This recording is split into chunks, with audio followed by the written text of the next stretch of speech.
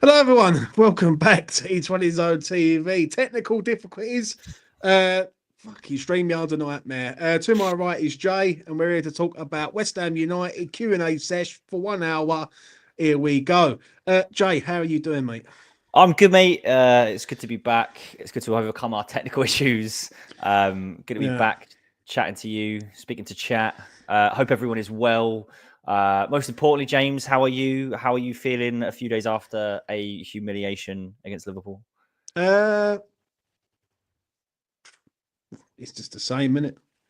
It's just West Ham. Listen, like, I done a video after the game. I done a video the next day before New Year's, and it was a mess, wasn't it? Let's be honest. What did you think, really, though? Because obviously I ain't spoke to you for since Brighton. And we've had a lot of shit since then. Yeah, it's been pretty miserable, isn't it? I think the saddest thing is it just weren't surprising, was it? I genuinely, as the goal started flying in, I was just like, well, yeah, this was obviously going to happen. Like, you can forget anything to do with like lineups and just anything whatsoever. It's just not surprising. We're so leaky and we're so brittle at the back. Like individual mistakes, tactical errors.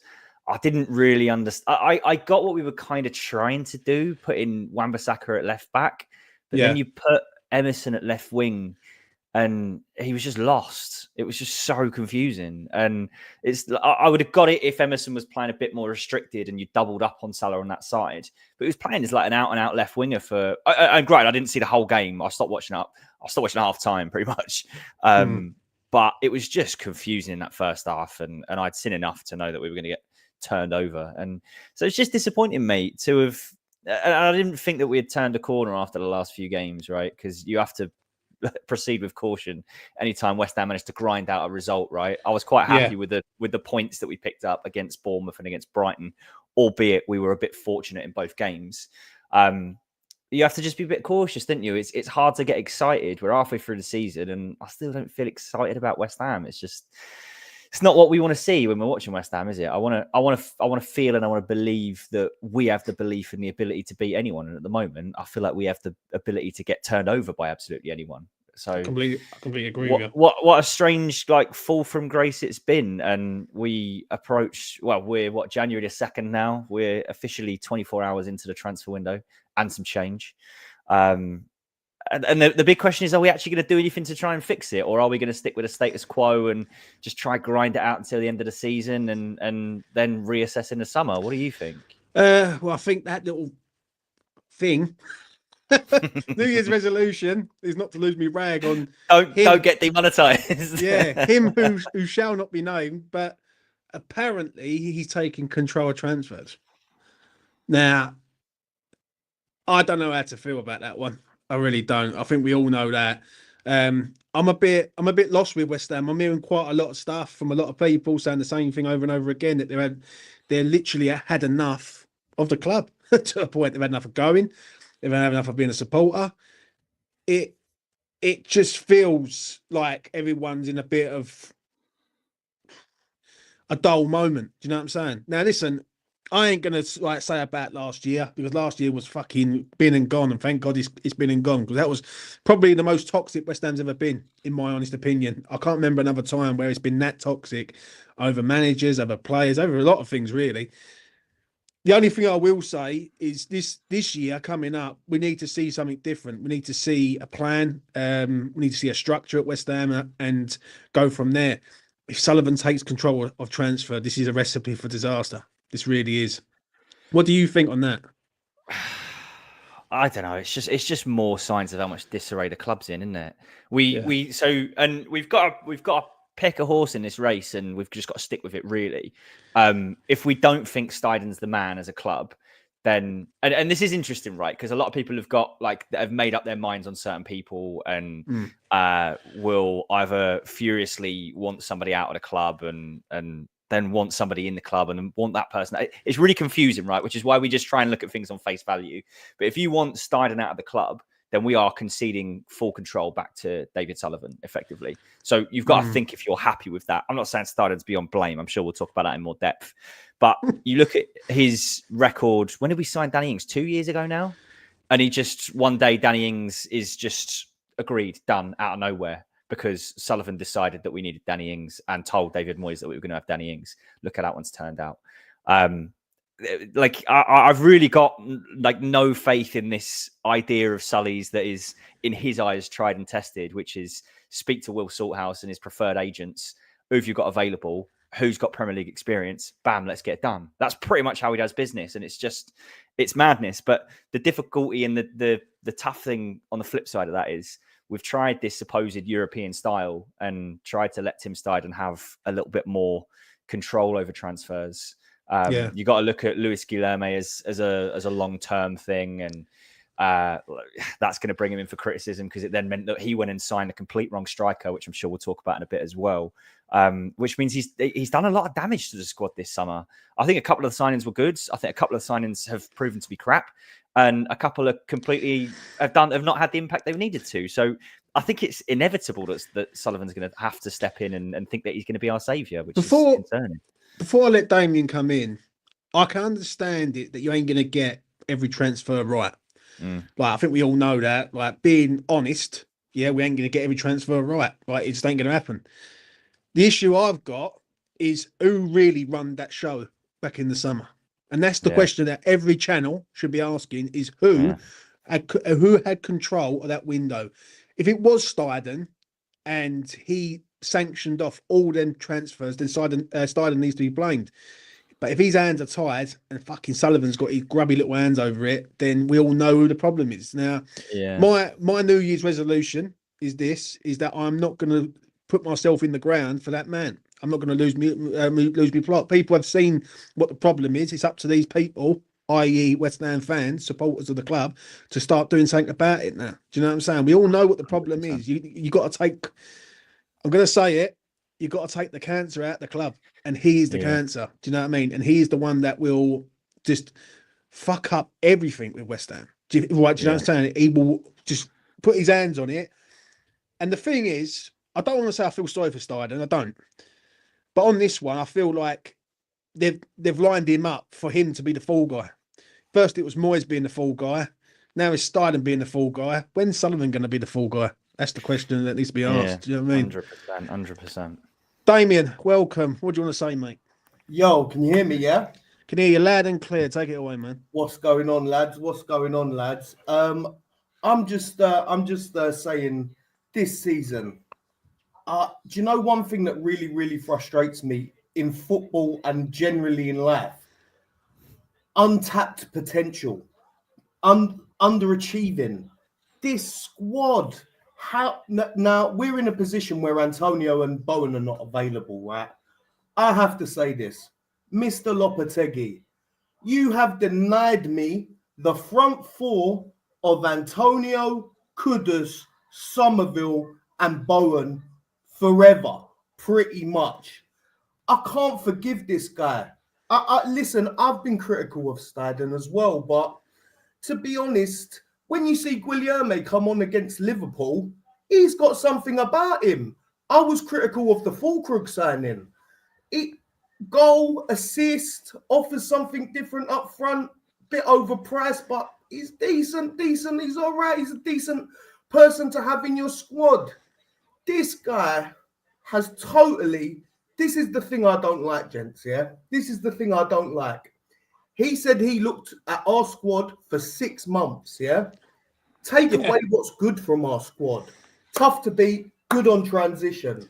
No, I'm going to sit there and I'm going to identify every single player in that squad and think to myself, how am I going to make them play like my old Wolves team who were bang average? When with these little changes to 5 at the back, tipper-tapper, that's not the identity of this squad. And the thing is, I have been critical of Steidten. But listen, I don't think Lopetegui gives anyone in this squad the best opportunity to succeed. Like I said, I've been crying every single weekend to see was crying for a front four of Kudus as the 10, Somerville, Bowen either side, and Antonio creating space for them all season. We never barely ever see Kudus in one of his. The only thing I will say, I just want to say this. I've had it with him. The sooner he goes, the better. Right. Lopetegui's my problem at the moment. I'll be honest. Listen, I don't think Lopetegui. I think Lopetegui's a problem, but there's a bigger problem there than just him. Because when people will understand that you take Lopetegui out, you're going to get a Sullivan appointment. You've got to take Sullivan out of the game, really. The problem is people have lost heart with fighting this man. Like they really have. And the thing is, you have to start getting all of us together. Yeah. And I'm going to say it, every fucking fan channel should come together. Yeah, and not do it for their own financial gain. I'm going to say that quite openly, because if you really care about this club in 2025, every fan channel should come together and say, right, this is unacceptable, right? And they should be doing stuff in order to force this man out the door. Yeah, there should be like fucking logos everywhere saying, right, SB out. The problem is, right, with Sullivan is that he runs the show. Yeah, and people are starting to see that no Steidten's going to change nothing. No one. And in this year, I'm actually going to like be calm on this one, because I've told people what's going to happen. It's happened. Now it's up to the people, mate. This is on everyone now, right? And all these, I'm going to say it before I let Jay speak. Yeah, all these people that say about Sullivan spending money, he's got right to spend money when he's in a fucking £5 million stadium each year. Right, and he hasn't got to pay hardly anything for that stadium.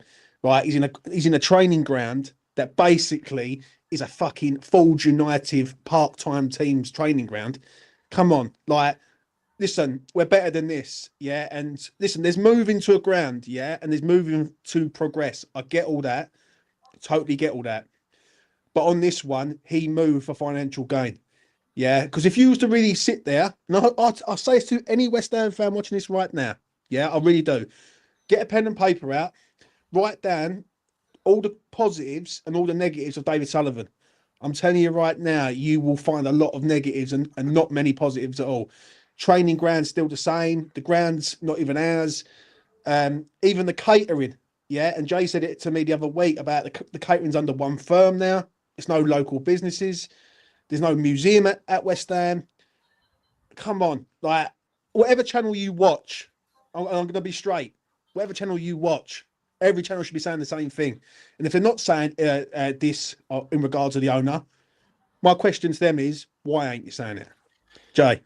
Yeah, I want to build on that, to be honest, because like Damien, I hear you, mate. I totally hear you. Lopetegui's not the guy, but if we just very briefly like rewind back to when we brought Lopetegui in, and I was of the opinion at the end of that season, it was probably healthy for the club and the fan base that we just took a different direction and we tried something different.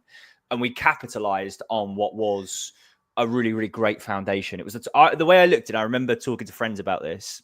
If we were going to roll the dice, that was the right time to roll the dice. Yeah. I would have equally had no problem if we wanted to just happily be like a mid-table club, fight maybe for that 7th spot every other year or so, and just be happy with that. We should have stuck with Moyes. We should give him a 5-year contract and should have stuck with him, because you'd have no problems like with David Moyes if that's what your ambitions are. But we as West Ham United had built ourselves to the stage where, having just won a trophy, having competed in Europe regularly for the last few years, it was right to roll the dice, in my opinion. But we didn't roll the dice. You look at ambitious appointments being made. You even look at AC Milan. They went and got Fonseca. He's not the right guy. They binned him. They went and got Sergio Conceição, the guy that we've been talking about on this channel for a long, long time. Mid-season, they've gone, he's not the guy. Let's get an ambitious manager who knows how to win in the door. That is how to be ambitious. That is how to try and push forward. Aston Villa, great example of a club who are ambitious. They've gone and got a European winning manager who wanted to play forward-thinking football. It's great. They're not a free-flowing, possession-based, beautiful attacking team. They're a very clever, solidly defensive team who transition so quickly with a lot of talented players in the right positions at the right time. They coach very well. They invest well. They're a very well-run club. There's a reason that they're in the Champions League, and they'll probably be competing for Europe again this season as well. So my problem was that the decision was wrong. And again, people's agendas, whether they're anti-Lopetegui and have been hounding him out from like minute 1 or minute whatever, that's your prerogative. Like, good luck to you. Same with Steidten. If you're like, I hate Steidten, I want Steidten out, that's your prerogative. Good luck to you. I don't think that Lopetegui's the guy. I personally think that we get to the end of the season, we should probably just try and stick it out, because the alternatives that we get at the moment are not an improvement in my eyes. But it all, as you said, James, to kind of bring this back to the point, it all goes back to one person. His decision making at crucial times is wrong, categorically and consistently wrong. He was wrong about the stadium. He's been wrong about like player transfers before. He's invested the club's money as opposed to his own money. He takes his interest off of his loan payments, and he got the wrong manager in. So it all goes back to him, in my opinion. Go on, man. James knows a lot last season. I felt like there were times I felt like he directed things towards Sullivan, right? And I'll be like, well, Sullivan doesn't manage the team, But I said this in, I think, James's last show. I do hold my hands up. What in God's green earth makes you think you are better qualified to pick a manager than the professionals around you? That being said, last thing I'm going to touch on, I wasn't, and this is me going back to Steidten. I wasn't convinced by the Amorim signing, because I looked at our squad, right? I looked at our squad, right? Now, there were rumours going around that we had so-and-so to spend, and obviously so-and-so means something else, right? So I think the rumours were like 60, 70 million, and we ended up doing 150 million.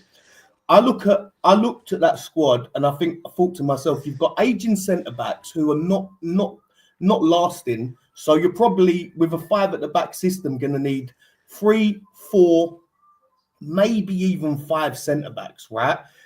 And then you're going to need specialist profiles as wing-backs and a couple of other bits and bobs as well. And I didn't think to myself, looking at that squad, 5 at the back was the way to go. So part of me is happy we didn't go fully down the Steidten route as well. I think it's redeemable. I think it's redeemable at this stage. I still think I look at that squad and I think to myself, if you can get me a striker and a box-to-box midfielder and a manager who's going to put them together correctly, set up the correct way, we're back in the hunt. That's how I see it. But it has to be the right decisions made. Like the thing about the league at the moment, right? You see the difference between getting it right and getting it wrong. Forest got it right. Forest are up in the hunt for European Champions League places. Other teams are getting it wrong. They're taking a massive fall from grace. So it's just about getting it right. He was never the guy, right? Well, I'll tell you the problem is with the Steidten situation quickly. Didn't want to get to that comment from Lawrence, because I know quite a lot about that. The thing is with the Steidten thing, he was blown up by our own fan base. I got gassed up by Steidten. Right? Everyone blew him up and said, "Oh, look what he's done at Leverkusen." And my attitude is, I don't give a fuck what he does at Leverkusen. I care what he does at West Ham United. Do you know what I mean? Like, I could say, well, look at what Lopetegui done at Seville. Look what he's doing at West Ham United. Like people have got to understand that the geezer's got to do the job first before you can praise the man up. Do you know what I'm saying? Nevertheless, he got praised up last year, for not really doing a lot, if I'm being honest, right? This year, we just don't know what happened in that summer. All right, that's the question. That's the unanswered question. Who had full control of that window in the summer? Now, if Steidten had full control, then it's on him. But if Sullivan's holding him to shackles and holding him, then the problem is it goes back to Sullivan again. Now, if Sullivan does take control of transfers, we're fucked, because he will come up with like players who are like 31, 32, add it, and every one sign he gets right, he gets about 7 wrong. Do you know what I'm saying? So that's where the problem lies at present. And people saying about Amorim, what Amorim's doing at Manchester United. Manchester United's an hard place to go and get right. Oh, listen, I'm not criticising Amorim. I think bringing him in, if you would have brought him in the summer and gave him what Ten Hag got, you'd be looking at a totally different Man United right now. Yeah, I completely agree on that. Like, and Amorim, and I'll stick with this. Within 2 years, they'll be challenging for the league. Yeah. Right. As long as their fans don't, because it's nasty over there at the moment. What happened to Circus is not good. It's a very bad reflection on their fan base. I've become a little bit disinterested in, not disinterested in West Ham, but I found it tough to get super engaged this season. So I do find myself watching other social media of other teams, and what's happening at Man United at the moment, very, very toxic, very, very toxic. Almiron, mark my words on this, right? Almiron will get it right at Man United. I've got a feeling he might as well. Because what he will do is he will buy players and develop them. And like you've only got to look at his Sporting Lisbon side. People are saying, "I look at him, he's like shit." Man United ain't getting relegated. So I ain't got to worry about it. This season's a dead season for Man United, but it wouldn't surprise me if Man United won a cup of some note. Do you know what I'm saying? Because that's what they're like. So you mean they have a shit season, but they end up with a trophy. Damien, any final words before I let you go, mate? Nah, I just my message to anyone who's watching this who has any relation with West Ham, the Bald, anyone. My thing is, Sullivan, Steidten, Noble, Brady, representatives of the Gold family, all these people, you've got a month now to turn this season around. Like I said, if you can put 2-3 good profiles in that squad with a manager who sets them up correctly, could be the difference between us having a reasonably okay season to us really looking down our shoulders all season. So go into the office 6-7 days a week. Don't leave until you've got all your eggs lined up. And then when it's February the 1st, or I think it runs to the 3rd, you can go and sleep for the rest of the year. I don't care. But make sure you're making every minute of this January window count, because it can go one or two ways. Like I said, I'm still of the belief that there's 2-3 profiles change this entire side, as long as the manager is getting the best out of the group. But it needs to be done.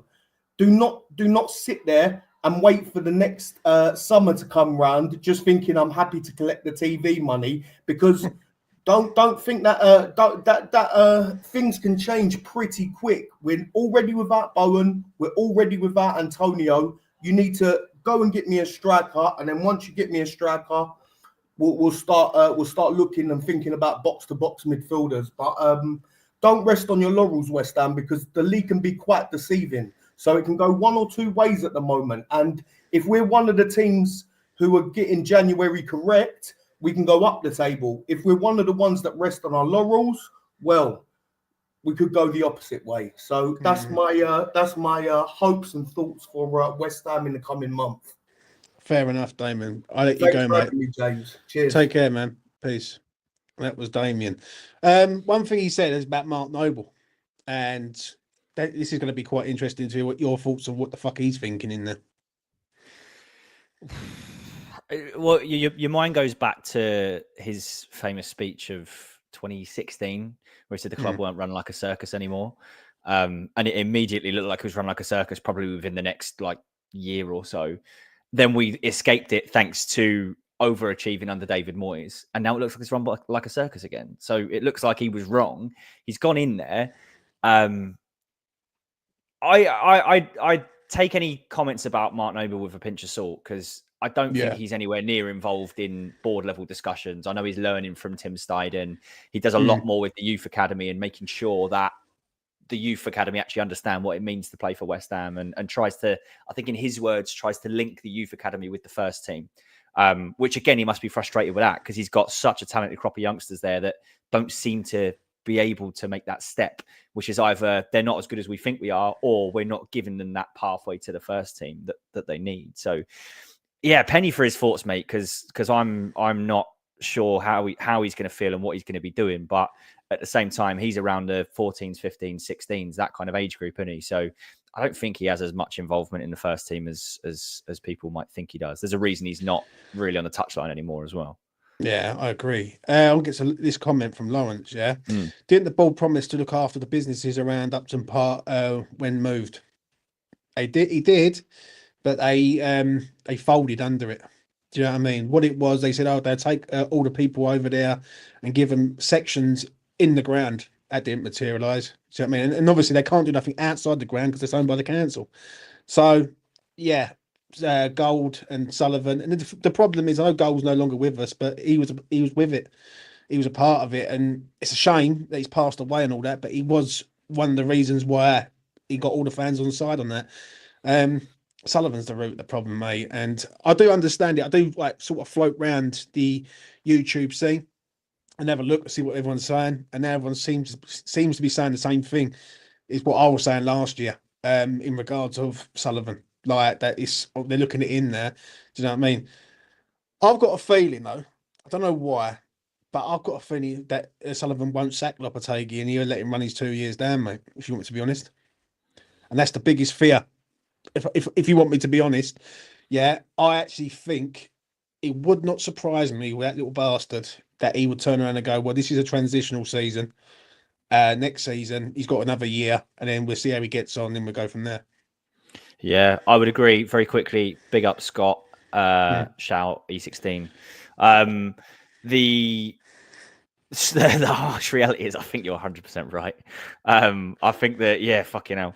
We'll come to that and all. Yeah, I think you're 100% right, mate. Like we'd said this at the start. If he was gonna go, we had that opportunity when Potter was lined up, and he didn't go. He got his one solitary win that he needs to get once every 5 games. He has to win a game to keep himself in a job, doesn't he? So that seems to be enough. And I could see him just limping through this season, and then we'll go, as you say, we'll just go, he's only got 1 more year left, doesn't he? Let's just survive another season, and then we'll get whoever's on a free at the end of the following season. So yeah, I could see that happening, mate. But yeah, that's a great comment. Let's talk about the link of Will Hughes. Is that like someone just said there? Like, is this what we've become now? Like, we're getting a Crystal Palace second string midfielder. Help me out, Jay. The problem I've got here, right? And here's the thing, because I want to ask you and everyone in chat a question that is on my mind, right? Look, I don't want to see us going for Will Hughes. He was good 5 years ago when he was in the Championship, and then he never really made the step in the Premier League, did he? Looked pretty good for Palace, but hasn't made the step where we're going, God, I wish I had Will Hughes in that team. The question I want to ask is this. Obviously, it looks like Guido Rodriguez is potentially off in this month. I mean, hopefully he's off. He's done absolutely nothing at West Ham. I wish no ill on the player, but he looks like he regretted that move immediately, and he can move on. Now, we haven't got a lot to spend. I'll be surprised if we sign more than one player, to be honest. But if you're going to replace Guido Rodriguez by a returning James Ward-Prowse, would you be happy with that as an upgrade in midfield? Question for chat and a question for you, James. James Ward-Prowse back off loan, Guido Rodriguez out. What are you saying? I'd have Ward-Prowse. Yeah, 100%. Because you know what you're going to get. He shouldn't have been loaned out in the first place. Well, I remember doing videos in the summer, and people were saying that they was a bit like that. And when the fan base is like that with a player, really, they haven't really got it right. Now, James Ward-Prowse at the minute, he can deliver set pieces. He can score set pieces. He's a better midfielder than what we've got. Like, when you look at that midfield, apart from Souček, who just runs everywhere, scores goals and everything, yeah. If you want to supply Souček with goals, you put James Ward-Prowse in the fucking team. The problem is people have got this image with West Ham that they want to see this style of play and look good and all that, right? We look shit at the minute. We're going to lie. We look shit. Guido's crap. Alvarez is a problem. Carlos Soler, I'm not convinced. I'm not convinced yet. Like, would you really want to pay £27 million out for the man? Not for me.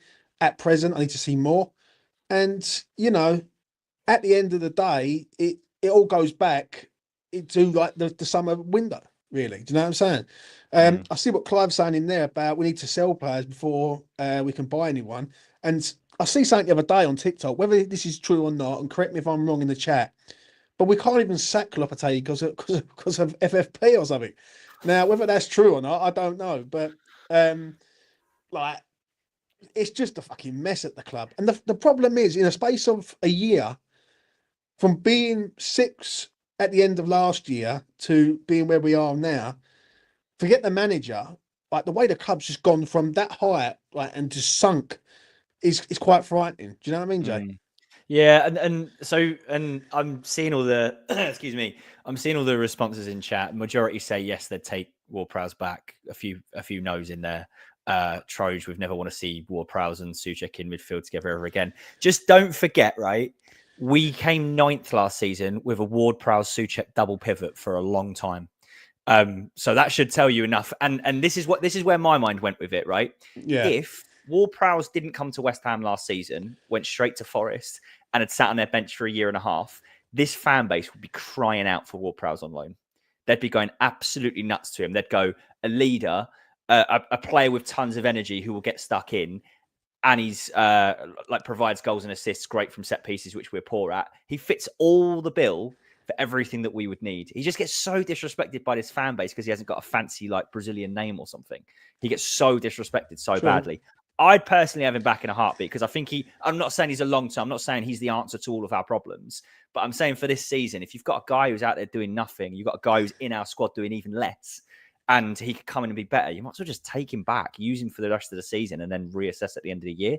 And that's one of your problem positions with an improvement. Then you got to look at what's the most urgent thing, what's the most urgent area in which we need to reinforce. I would say it's centre forward. Personally, I think Fulcrum. I said a while ago on Twitter, and I got called out by a couple of people. I was not wrong. The reports are still there. The reports are still coming out that he just doesn't want to be at the club. So ultimately, I would say that's quite good. He'd get so much respect from our fans if he had that name, wouldn't he? He'd be like a hero at West Ham.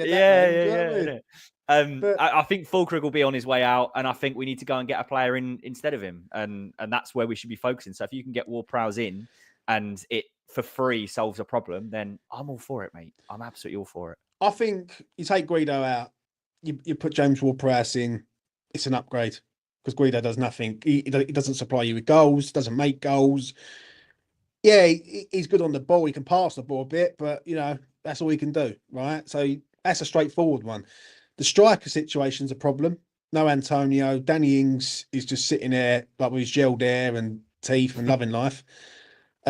Nicholas Füllkrug,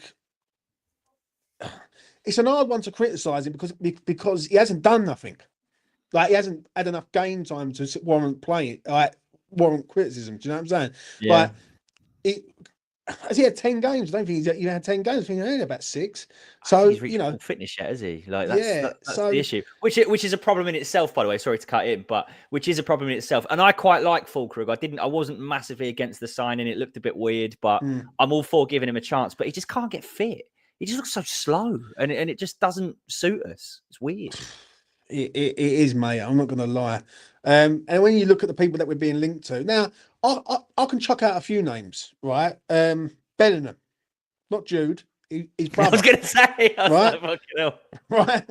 Like at the end of the day, right? If West Ham are serious, you go and get him. Yeah. You go and make the bid and get him from Sunderland. Yeah, that's the sort of player we need. Someone who's good on the ball, energy, who's got attitude. Great. Yeah, he's one. Hayden Hackney at Middlesbrough. Anyone who knows sort of championship players, Hayden Hackney's a very, very good player. I watched him the other day against Hull. He's an extremely good player that needs to be given an opportunity. Yeah.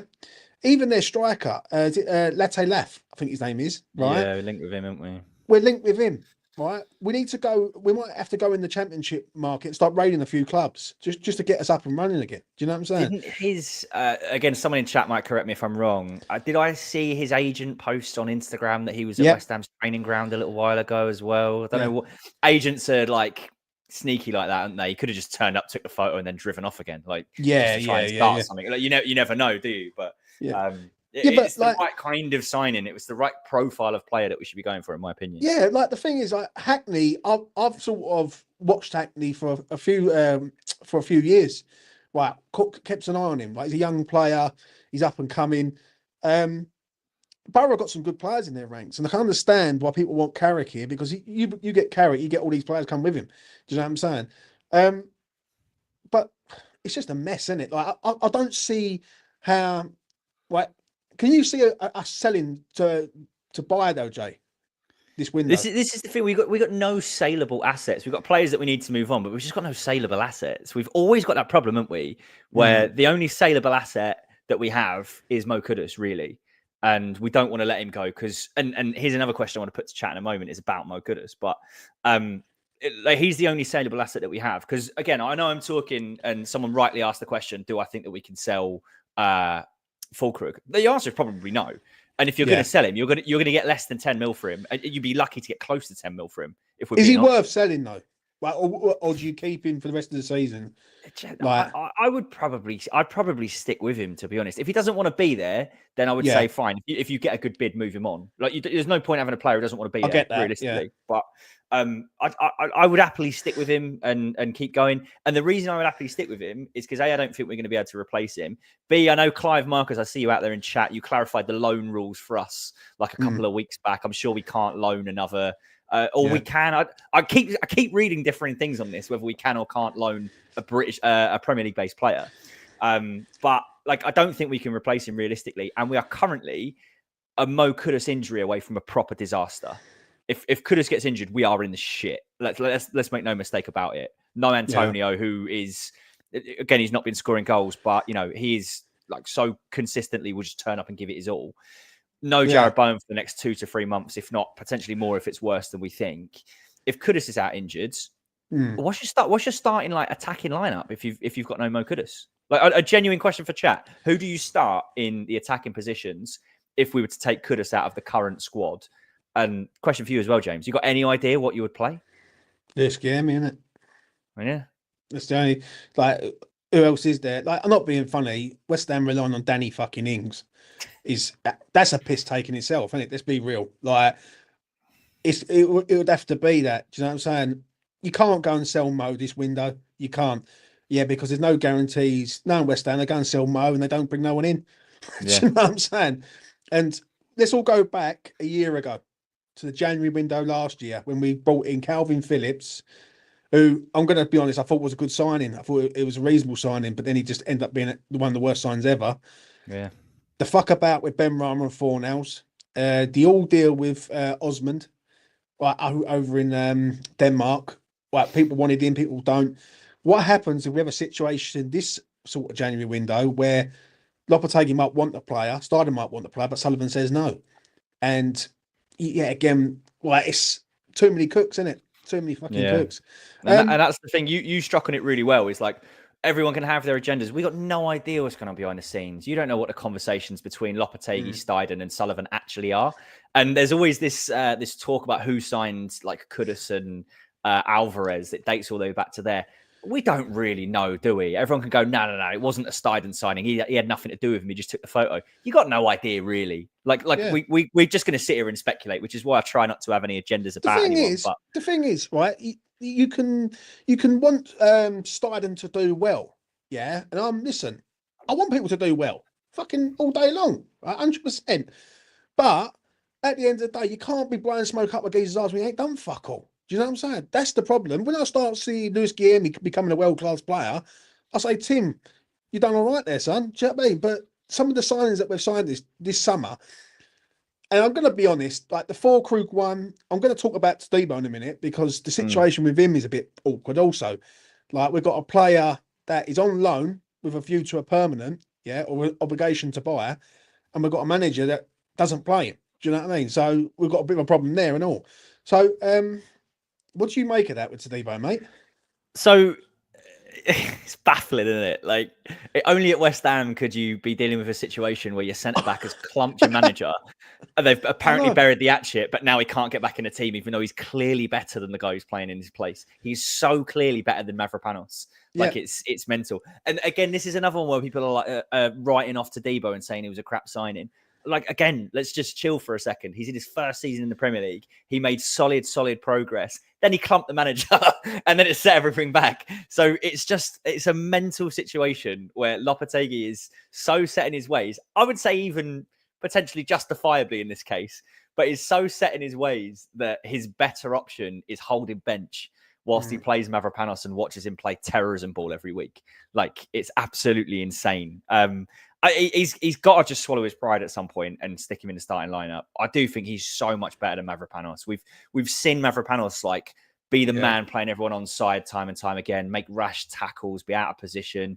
Like, it's just baffling that he still gets games. But if I put myself in Lopetegui's shoes, someone punched me in the jaw and I had to like decide their fate every week, I'd probably take that into consideration every time I pick the lineup as well. So I don't blame him, but it could end up being the straw that breaks the camel's back at some point. I don't know. I've never known nothing like it, mate. What is it? We've got him on a loan, and we've got to pay 40 million euros in the summer. What happens if Todibo he doesn't want to sign? Because what happened? What do we sign him, pay the money, and then we have to sell him? Do you know what I'm saying? Yeah. It's as good as done. The deal is effectively it's a loan that will be made permanent as soon as our Premier League safety is guaranteed. No one's got any say in it. It's literally like ironclad. So we would have to literally just announce that we've signed him and then announce that we've sold him like a week later if we manage to sell him. So it's a weird situation. I don't think he will go anywhere. I think he's clearly a hothead. He's clearly had some attitude problems in the past, hence he went from pillar to post and didn't make it at Barcelona. But he's got all the attributes that we want in a centre-back. He's got a lot of learning to do still. What is he, like 24? So he's still got tons of growing to do. He's 6 years away from even reaching his peak yet. So, and he's under contract for all that time at West Ham. So I would think be patient with him, but we don't seem to have patience with anyone anymore. And I felt guilty of it the other day, and I still have questions over Somerville, but I felt guilty of it the other day when I was getting really, really angry at how he was playing. And then I was like, it is his first season at a club like West Ham. He is lightweight. He's got some like bulking up to do. He's got some improving to do, but we've got to be patient with him. Like we can't expect people to come in and cook within the first like 6 months of being at West Ham when they've got no Premier League experience. Granted, Somerville has, but that's slightly different. And they're playing under a manager who is exactly. And we've played under a manager who clearly is not getting the best out of any player. It's not one individual who's not playing well. None of our players are playing out their skin. Whereas under Moyes, there were times when he was getting the best out of everyone. So really, then, is it the players or is it the head coach who's not doing like coaching them into being a good player? Yeah, I do think it's the coach personally, and a prime example of this is Aaron Wan-Bissaka, because I saw there was a bit of chat about Aaron Wan-Bissaka earlier, and I'm happy to have this conversation because I really like him as a player. Like technically, he is such a talented footballer. The way he can cut the ball out, the way he can make tackles one-on-one, he's so hard to beat. But the way he's being coached is completely wrong. And him being allowed to just go forward however he wants, really, cut inside, get more involved in the attacks, which is something he is not known for. It might be something that he wants to do, but like Mavropanos might want to play up front. It doesn't mean you tell him that he can. Like it just you tell him to play how is best for the team, and he is playing in a way that is detrimental to our best player, which is Jared Bowen. He cuts inside, occupies the same spaces. Bowen is at his best when he has Soufal flying along the touchline, not offering a huge amount. Soufal's pretty good with his crossing, but he's not the quickest. He's not the most dangerous. But all he does is he puts himself in the right position that drags someone out of position and creates space for Bowen to go on either foot. And that is when Bowen's at his best. Wan-Bissaka doesn't do that. And that is hard on Jared Bowen. And it's the reason, instead of Bowen being on like 8-9 goals this season, what is he on, 4 or 5? I think 5, which is still, for a right winger, on target to hit 10 goals this season. If it wasn't Jared Bowen, we'd be going, that's a really good return, you know? But because of the standards that Bowen has set for himself, we look at that and probably go, oh, Bowen's not quite at it the same this season, is he? It's because he's not got the support around him. He's got no number 10. He hasn't got a right back going beyond him. So he's got no options whatsoever. So there's no wonder Bowen's struggling a bit. And I do think it's down to how the team is being coached around him, personally. So let me put this to you then. So what is it then we actually... In 2025... what is the ambition then? Basically, what's the goal like for the rest of this season? Is it to try and finish in the top 10? Is it like, obviously the January window is massive. I agree with what Damien said earlier on. We've got to get this one right. Do you mean I don't think we're going to get relegated. I will say that. I think we've got enough points to get away from there. But I will say this: if they start picking up and we start sort of faulting a little bit, then with no Bowen in the side, where's the goal coming from? Do you know what I mean? Because like you've just took our goal man out of the equation, and all we've got really is Kudus and Souček. And you got to remember, like Kudus is a completely different player to Bowen, isn't he? And you can see it is so interesting when Kudus gets unleashed on the right hand side, seeing how he plays differently. And from the patches that I saw in the Liverpool game. Granted, like I say, I only saw about half the game and I watched it in patches. I thought Kudus was the only bright spark that we had because he wanted to get in. He wants to draw players in. He wants to turn them. And it's that kind of individual brilliance that I felt was being coached out of him on the left wing. I felt like he was following instructions to be a winger that tries to get to the touchline, which is not his game. Do you think he's getting criticised a bit too much, really, this season? Because I'm going to be honest, he ain't a bad player. I see people wanting fucking sold and all that, and I'm thinking to myself, he's one of our best players in the team, and we've got a head coach in charge who's basically made all our players shit. Like, when you look at all our players, which player really has he developed and said this season and gone, right, he's a good player this season? Aaron Wan-Bissaka, you could probably say he's come in and, yeah, he's got him going forward. Bowen's not the same player. Kudus is not the same player. Alvarez is definitely not the same player. Emerson he has good games, he has bad games. He's just a bit inconsistent. I don't think Mo's the problem. I think Mo tries, and you think he takes it upon himself to try because he's one of our best players. I don't think he's a bad player, mate. I see what Brooke's saying there. Yeah, Kudus is selfish, but when you've got shit around you, in the end you've got to take it on yourself, ain't you? Do you know what I mean? Let's have it right. If it ain't Kudus and Bowen, who scores the goals for us? There's no one else. I would actually agree with Brooke there in the chat, and I would say Kudus is inherently a selfish player because he wants to get on the ball, he wants to beat someone, he wants to score.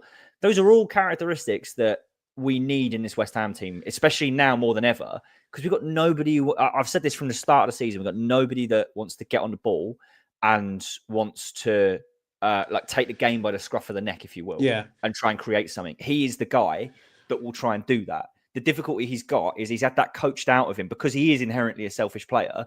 He's been put on the left wing and is being told, get the ball, give it, try running behind. That's not his game. It's just not his game. His game is drop in deep, draw pressure. And when he doesn't draw pressure, you'll see he looks around. He's not got a defender near him. He just bops it and he moves on. And he tries to find another position. But when he draws pressure, he rolls someone and he drives. That goal against Freiburg in Europa League that has been nominated for the Puskas Award is the greatest goal I'll ever see live by far, and is the exact prime example of where Mo Kudus is at his best, and he's had that coached out of him. He's going to have to now relearn that, and now that he's going to play on the right in Bowen's absence, you're going to see the best out of Mo Kudus again, and people who are doubting him are going to go, oh yeah, geez, he's the right player, he's the guy. So I do think he is unfairly criticised. No one's beyond criticism, but he's been shoved out on the left. He's had all of that coached out of him. Now he goes back to the right. I think we're going to see the best out of him again, personally. I just don't think he's that bad. Yeah, and I think I see people want to get rid of him. Yeah, I think we've got a lot more bigger problems, especially in midfield, especially in defence and all. When you look at our defence and the amount of goals that we're on conceding, do you know what I'm saying? Mavropanos is another one that needs to be shipped out. It wouldn't surprise. I would love to have a swap deal with him and some other player this summer. Do you know what I mean? Especially when you look at Milenkovic at Nottingham Forest, Jay, who we sort of mentioned a few years ago, didn't happen. But it's just one of them. Jay, anything else you want to add on to, mate? Anything you should discuss? I can't think of anything else, mate. I wish I had more positives that I could talk about from over the time that I've taken off, but we've come back and it's the same old West Ham, innit? What's the question I'd ask you? What do you want to happen in the January transfer window? What's your ideal realistic but ideal transfer window? I need to see a plan going forward. If you're gonna bring in younger players, just for argument's sake, they went out and got Hayden Hackney from Borough, good young up and coming player. I'd accept that because you're building for the future. You know what I mean? This season is done. Yeah, after the Villa game, which I'm going to be honest, I think we're going to get done now. Yeah, this season's pretty much over. We're going to be in that situation this season where we're going to be in that limbo of we can't go down, we can't go up, and we're just going to be floating about. The issue is that they need to bring players in and show the fans that they're trying to do something. Lewis Guilherme needs to be given an opportunity. Yeah, I'm not being funny. Because some fans will look at it and go, come on, right? You paid 25 mil for this geezer back in the summer, and he's played about four games in about, 17 minutes. Do you know what I'm saying? So he's going to have to come into the fray. I would like to see a centre half at the club. I think we're playing with fire with only 3 centre halves. I think central midfield's a problem. I think if you go and take Guido Rodriguez out and put James Ward-Prowse in, that's fair. That's fair. Do you know what I'm saying? Like, because we ain't gonna be up or down on that. We definitely need a centre forward at this club, and at present, I think the goalkeeper front's a problem and all. Do you know what I'm saying? Because Fab, yeah, he's 40 years old, but he can't do it forever. And you got Areola, who makes 1 or 2 good saves and it just falls apart. Like, it's just a mess, mate. For the whole of the spine of the team, Jay, it's just a complete mess. And it needs to be addressed sort of as soon as possible. Now, obviously, we've got City coming up, which I think we all know. Yeah, we've just got to sit there and take it. Yeah, it's going to be one of them games where we're just going to sit there and have to take whatever comes. But I do fear that we are going to have a Burnley situation coming from a few years ago. And I think it's going to be coming towards the back end of the window. West Ham need to act now, right? They don't need to act at the back end of the window. They need to act now. Yeah. If you want to save the season, you can go to Villa and get something out of that game and win that game. Right? You can. Like, not being funny, right? Villa, they're not the Villa that we played at the start of the season. Yeah, they've got no Duran, right? We could go there and cause an upset in the FA Cup. If we get through that round, then it's a bit more optimism, isn't it? The only issue I've got is with the owner in charge that we've got, you don't know who you're going to get served up. Knowing us, we'll probably get fucking Danny Welbeck on a loan deal or something. Do you know what I'm saying? Or, you know what I mean? It'd be someone. He's talked, didn't he? Like, so he always talks a good game and then he does something mental. Like, he's talked about how he wants us to look in the Championship more for talent, which is like great. If we could get Jared Bowen 2.0 from somewhere, it would be brilliant. But then he's talking about how he's going to get more involved. If he, again, we'll look at everything on face value. If he goes to the Championship, plucks a top player out and goes, there you go, there's the best prospect in the Championship, you can have him, and gets him for a good price. Like, fine. Like, good luck to him, I say. But you know he's going to do something weird and we'll go all out for Will Hughes and then overpay for him. And he'll do absolutely nothing. He'll solve no problems. So it's written in the stars, mate. He's a Salthouse client. I'm pretty sure of it. So there you go. I can't have any faith that we do anything sensible in a transfer window, personally. Shout out to Adam. Apparently, Potter is sick of waiting. I don't think Potter's sick of waiting, mate. I just don't think Sullivan was getting rid of Lopetegui in the first place. He's out. Carrick is still interested, though. Loppe out, Carrick in. No confidence in Sully, though. See, I agree on that, yeah. If someone said to me right now, right, you've got to put up with Lopetegui to the end of the season, they're going to go out, they're going to go and get Michael Carrick from Borough, yeah. The problem we've got is we need to make sure that Borough don't go up. That's the problem, yeah. Because if they go up, there's no chance we're getting in there. But it shouldn't be like that. It really shouldn't. Like, West Ham should act like a big club and just go and get the man there. Should go and pay the money and go, right, Michael, we want you at our club, your Premier League. Go and get him. Do you know what I mean? Like, it just seems like it's too hard at the minute, Jay, isn't it? Yeah, again, it's just like we just missed the boat on stuff like that, didn't we? Again, the sensible time was right at the start of the summer. We knew Moyes wasn't staying. We should have had these conversations. We should have known what direction we were going in, and we should have gone on, because you look at certain managers who are available for £5 to £8 million for their buyout clauses. That's not a lot of money. Like, in the grand scheme of things, in like football terms, to go and get a top quality manager or a manager who's going to play the way and like move in the direction that you want to move in, that's not a lot of money, realistically. We spent 20 million on Guilherme. We spent 20 something. How much did we spend on Danny Ings? Like, we spent more than that on Danny Ings, like 12, 13 million or something.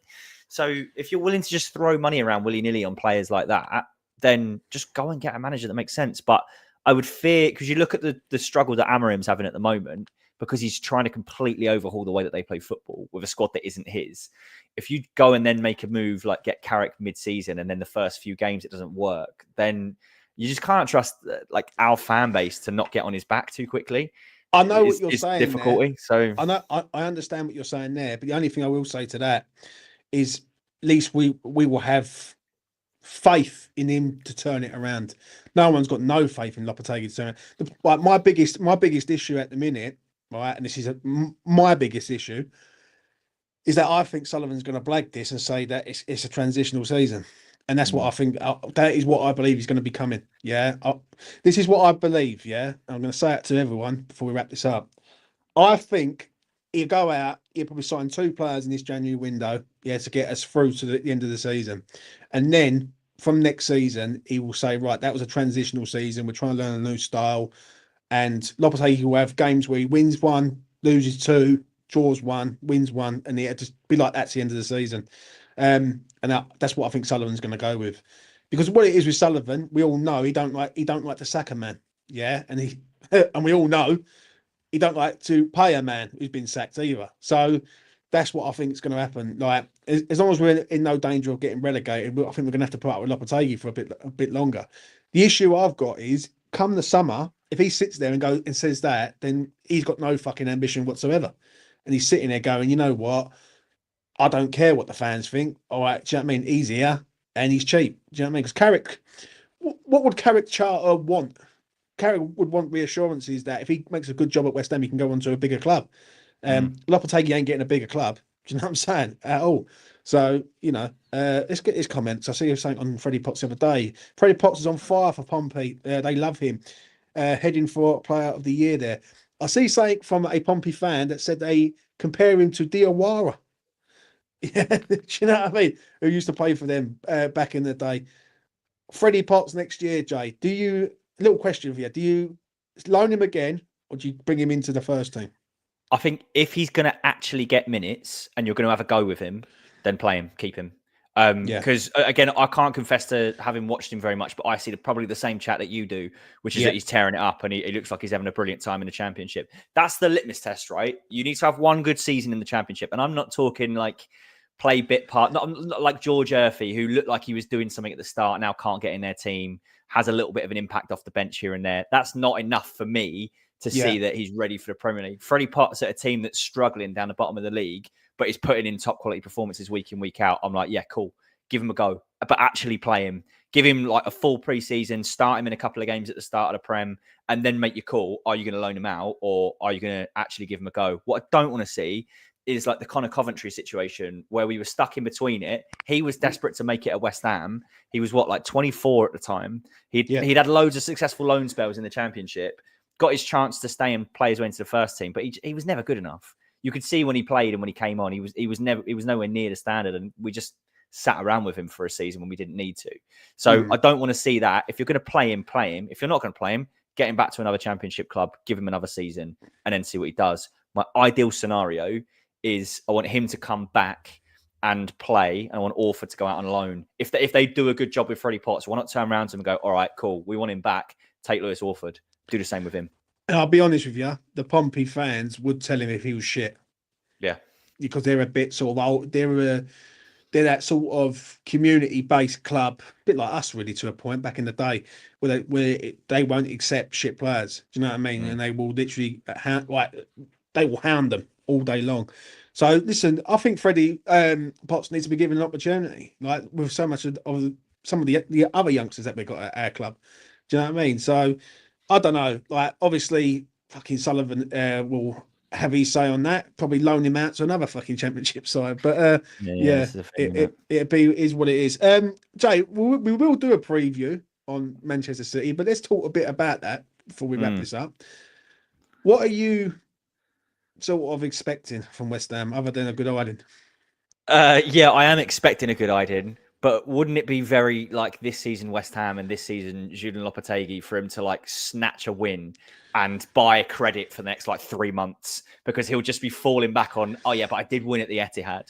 I'm not saying that I believe that we're good enough to win at the Etihad, but like everyone seems to be getting a result against them. They seem to struggle. They seem to concede late goals. It will be so West Ham for like a Fulkrug 90th minute winner. And then suddenly he earns his place like in the side. And then Lopetegui earns his place at the club for like the rest of the season, basically. And we just limp through the rest of the season, just dining off of that 1-0 win at the Etihad. I don't necessarily think that will happen, because Mavropanos against Erling Haaland is like the stuff of nightmares. So we could easily concede 4. maybe 5. And then if we do concede 4 or 5, the pressure's on Lopetegui realistically. Back-to-back 4 or 5-0 wins against top teams. It's telling for me that every time we play a team that's worth their salt, we get turned over and we don't put up a fight. I've got no problem losing. We say this every time. I've got no problem losing games of football, but just actually like give it a go and actually like play like a team that looks like they've played together. As you say, not like a team that plays down Hackney Marshes, which is how we normally look, basically. True, so, mate. Yeah. Shout out to this man, Lucas. He's heading to the UK. Right, he will be in Manchester. Apparently, it's snowing at the weekend. Let's hope it gets called off. Because do you know what I mean? We don't want to get a good hiding. One thing I will say is when Lucas is over, go and see him. Absolute gentleman. You can't miss him. He's a big, tall American. Yeah, you know I mean? And big. He's a fucking unit. I'll give him that, mate. I wouldn't like to take a right hand of him. I know that. Yeah, go and see Lucas. What you just said there, though, about the City game, I agree. Yeah, if we go and get pumped in this game and all, then the next 2 or 3 games after that, Villa, it could be another demolition job there, and then we got Fulham and sort of Palace to sort of come after that. If we get pumped in any of these games coming up, then I just don't see what they're seeing. Do you know what I mean? I'd love to know what Sullivan's thinking. That's one thing I would say. I'd love to know what he's thinking, but who knows? Who knows? Jay, thank you very much for coming on, mate. Really do appreciate it. Good to be back. Yeah. Good to be back. 2025. New Year's resolutions, Jay. Do you have any? Keep giving shit to Steve Tiley for giving me shit about my hair. Steve Tiley, if you're out there, I'm coming for you, bro. 2025 is the year of your downfall, and I'll be dining. Steve Tiley, you have been warned. One thing that I'm going to be doing, I'm doing dry January. I'm doing no chocolate. I'm doing no takeaways. Yeah, I was going to do no talking to the missus, but that ain't going to go down well. So yeah, three of them I'm doing. Do you know what I'm saying? No alcohol, no chocolate, no takeaways. Hopefully lose a few stone in weight and yeah, get back to sort of a decent weight. I think we'll be back tomorrow. I've got another video coming up also, which if you like a show on BBC One, you might like the video that's going to be coming up. So yeah, stay tuned to E20 and yeah, keep an eye out on that. Preview will be tomorrow. Be a short one. West Ham. We're going to get a good idea. We just got to take it. Do you know what I mean? But you know, it is one of them. But this year, I just want it to be a bit more about West Ham rather than what people said and what sources people have heard and all that. Do you know what I mean? It's because last year was just mayhem. I'm not going to lie. Anyway, from me to you, take care of yourselves and each other.